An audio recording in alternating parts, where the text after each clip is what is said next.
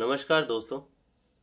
आज हम बहुत ही important topic UPS scheme, that is Unified Pension Scheme, which has been recently introduced in January and a regulation came in March by PFRDA versus National Pension Scheme. Which one is better? So this is the very important question at present scenario. Let us discuss key features of UPS. First of all, eligibility. Eligibility is the central government employees covered under NPS as of April 1, 2025. New recruits joining central government services on or after April 1, 2025. Then central government employees who were under NPS and have retired on or before 31st March 2025, including their legally wedded spouse in case of the employee's demise prior to the opting for UPS. So these three categories: one is central government employees, April 1, 2025. Second one is new recruits on April 1, 2025. Third one is employees who have retired on 31st March or their legally wedded spouse in case of demise before opting UPS. Now, after these three conditions, this is important that the option once exercised as per UPS regulations shall be final and irrevocable. अगर आपने एक बार choose कर लिया कि NPS के साथ जाना है या यूपीएस के साथ जाना है तो बस वो फाइनल है, दोबारा चेंज नहीं कर सकते. So then contribution structure. Employ contribution 10% of basic pay and dearness allowance. Employer contribution 18.5%. This is also 10% by employer, but 8.5% is the corpus pool, that is extra. Assured pension. The UPS guarantees a pension amounting to 50% of the average basic pay drawn over the last 12 months prior to retirement with a minimum assured pension of 10,000 per month. तो यहाँ 50% pension जो है assured है, last 12 months की basic salary पे count की जाएगी. ठीक है. And 10,000 is minimum. Inflation indexation. The pension is indexed through inflation, ensuring that payout adjust in line with the All India Consumer Price Index. तो इन्फ्लेशन का भी ध्यान रखा गया है यूपीएस की पेंशन में, जो कि डियरनेस रिलीफ के थ्रू मिलता है. ठीक है. Gratuity benefit, lump sum payout. UPS includes provisions for gratuity, offering a lump sum payment upon retirement, quite similar to the benefit under old pension scheme. However, calculation method is different. Commutation, which is final withdrawal as per the regulation. Subscribers have the option to commute up to 60% of the individual or benchmark corpus, whichever is lower, into a lump sum payment at the time of retirement. तो 60% आप commute कर सकते हैं, जब final withdrawal कर सकते हैं. ठीक है. इंडिविजुअल और बेंचमार्क कॉर्पस, ये दोनों इंडिविजुअल और बेंचमार्क कॉर्पस आपकी टोटल जो कॉर्पस ऐड होगी उसके बेस पे होता है. Enrolment process. Existing employees must exercise the option to enrol within 3 months. ठीक है, from April 1. New recruits, those joining on or after April 1 must opt it within 30 days. Retired employees eligible retired or their spouse must opt UPS within 3 months from April 1. तो अभी ये एकदम से आपको decision लेना है 3 महीने के अंदर, अप्रैल मई जून, तो जून तक आपको ये डिसीजन लेना है. Implementation date. The unified pension scheme will be operational from 1st April 2025. The UPS aims to provide a more predictable and assured pension framework as compared to NPS. Below is a comparative analysis of both schemes based on various parameters. तो UPS जो है एक more predictable और assured pension framework देता है as compared to NPS. तो यहाँ आपको थोड़ी सी क्लैरिटी आई है कि UPS तो आपको पेंशन देगा ही देगा. ठीक है, NPS के मुकाबले. हालांकि UPS is almost similar like a old pension scheme, but old pension scheme में आपका कुछ कंट्रीब्यूशन नहीं लेना होता था, यूपीएस में कंट्रीब्यूशन है। यहाँ एनपीएस जो है, एनपीएस में आपका कंट्रीब्यूशन टोटल जमा हो जाता है और वो कॉर्पस बन रहा है। यहाँ यूपीएस में भी वो कॉर्पस बन रहा है, ठीक है। फीचर्स, अश्योर्ड पेंशन, तो एज पर रेगुलेशन 15(1) जो कि यूपीएस की है, 50% ऑफ द एवरेज बेसिक पे drawn over the last 12 months prior to superannuation formula is 1/2 of average pay into qualifying service upon 300। जैसे ग्रेचुटी का फॉर्मूला होता है ओल्ड पेंशन स्कीम में, वैसा ही कुछ फॉर्मूला है।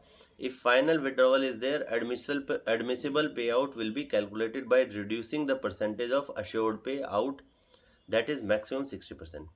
तो यहाँ फॉर्मूला है आपका 1/2 of average pay qualifying service upon 300। मान लीजिए क्वालिफाइंग सर्विस जो है 190 मंथ्स है, तो उसको यहाँ डिवाइड कर देंगे। तो ये ध्यान रखना है कि क्वालिफाइंग सर्विस 120 मंथ से ऊपर होगी तो ही मिलेगा। इफ अश्योर्ड, यहाँ no assured pension, pension depends on the accumulated corpus and annuity purchase.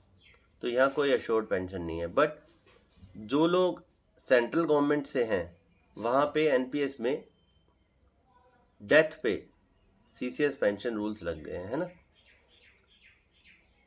अब आ जाते हैं एडमिसिबल पेंशन। एडमिसिबल पेंशन जैसे हमने ऊपर अभी डिस्कस किया कि अगर कुछ विड्रॉवल है, the assured pay out so proportionally reduce shall be payable as admissible pay out. The मतलब कि आपने कुछ विड्रॉ किया है तो उसका प्रोपोर्शन कम कर देंगे। The formula for calculating admissible pay out is as under. या तो अश्योर्ड पे मिलेगी, या तो एडमिसिबल पेंशन मिलेगी या फिर रेगुलर, है ना। तो अगर आपने कुछ कम कर दिया है, आपने विड्रॉल करा लिया है, तो विड्रॉल को यहाँ कम कर दिया जाएगा। Admissible pay out, assured pay out, assured pay out पहले निकालना पड़ेगा। आईसी जो कि वैल्यू ऑफ इंडिविजुअल कॉर्पस है, बीसी यानी benchmark corpus, 1 minus FW percentage, यानी कि जो फाइनल विड्रॉल किया है वो कम कर दिया जाएगा, ठीक है। तो एनपीएस में ऐसा कोई फॉर्मूला या कुछ एडमिसिबल पेंशन नहीं है। Maximum up to 60% of individual corpus और benchmark corpus whichever is lower, ये इसका फॉर्मूला है। एम्प्लॉय कंट्रीब्यूशन, तो यहाँ एम्प्लॉय कंट्रीब्यूशन जो है 10% है, basic pay plus DA. NPS में भी सेम है। एम्प्लॉयर कंट्रीब्यूशन यहाँ पे 18.5% है as per regulation 6(2), 10% matching contribution, 8.5% pool corpus. NPS में 14% है। तो यहाँ पे 4.5% एक्स्ट्रा कंट्रीब्यूट कर रही है गवर्नमेंट, ये ध्यान रखिए यूपीएस में। Gratuity calculated as per UPS regulations, lump sum payment, employment upon 10, emoluments upon 10 into length of service, ठीक है। तो अमोल्यूमेंट्स जो कि है basic pay plus DA, length completed 6 monthly qualifying service. और जैसा ग्रेचुटी ओल्ड पेंशन में कैलकुलेट होती है लगभग ऐसे ही है। एनपीएस में applicable as per CCS pension rules 2021 for central government employees only and under payment of gratuity act for autonomous bodies. तो यहाँ पे तो अगर आप कैलकुलेट करेंगे तो जो पेंशन बनेगी यूपीएस में और एनपीएस में, तो एनपीएस की पेंशन आपकी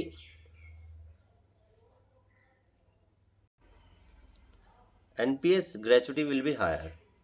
सो देखिए commutation as per regulation 15(2) final withdrawal, subscriber 60% तक कम्यूट कर सकते हैं यूपीएस में भी, और 60% of the accumulated corpus can be withdrawn in NPS also। तो यूपीएस एनपीएस दोनों में ही आपको सेम विड्रॉवल का ऑप्शन अवेलेबल है।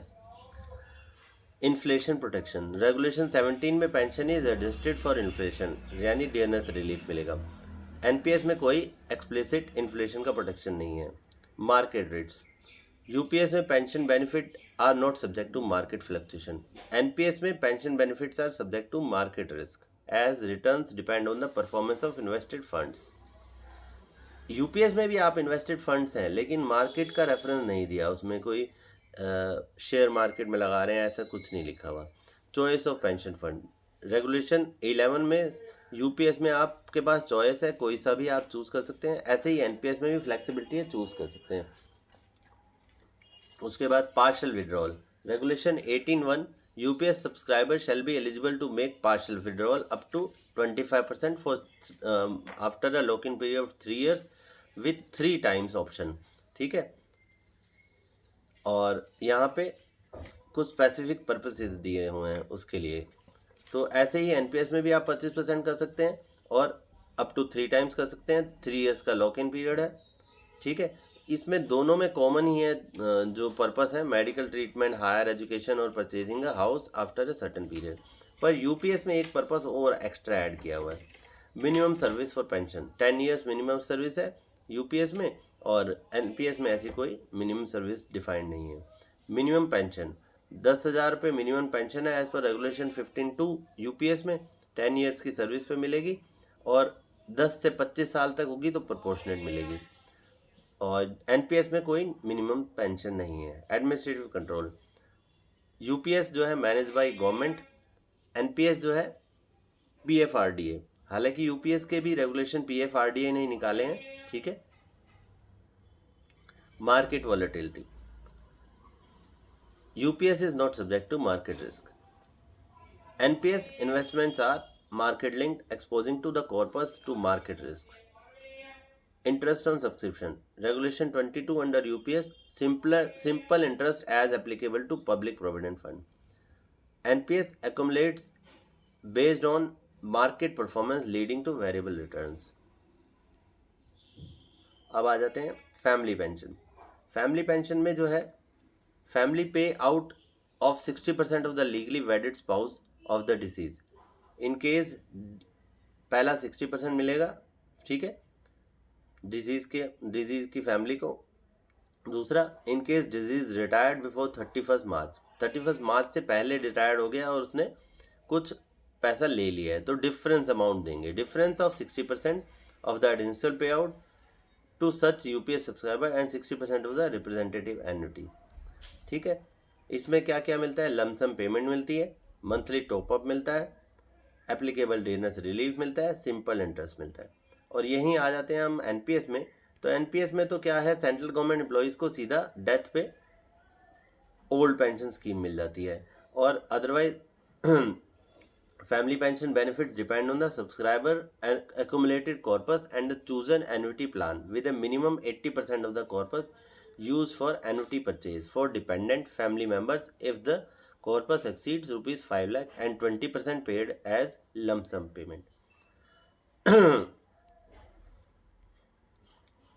तो ये बेनिफिट्स हैं आपके। अगर आपकी सेंट्रल गवर्नमेंट एम्प्लॉयज़ हैं और डेथ हो जाती है तो ओल्ड पेंशन स्कीम की तरह आपको मिलेगा। अब हम डिसीजन ले सकते हैं on the basis of the comparison as above. तो रिस्क एपेटाइट क्या है, एनपीएस में रिस्क है, यूपीएस में रिस्क नहीं है। कंट्रीब्यूशन बेनिफिट, यूपीएस में 18.5% कंट्रीब्यूशन जमा करती है गवर्नमेंट और एनपीएस में 14%। पेंशन प्रेडिक्टेबली, यूपीएस में गारंटेड पेंशन मिलती है, एनपीएस में नहीं है। Flexibility and withdrawals, NPS UPS both partially withdraw कर सकते हैं, ठीक है, फाइनली विड्रॉ कर सकते हैं, दोनों में सेम है।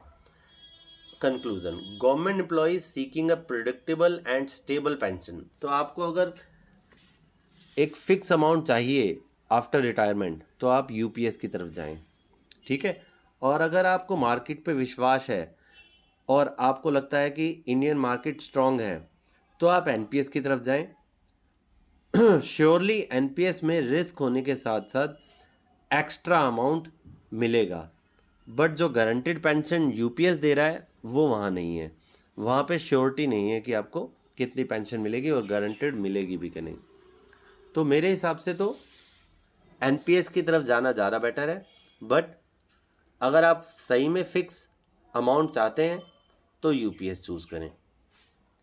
Thank you very much. I hope आप अपना डिसीजन ले पाएंगे। All the best.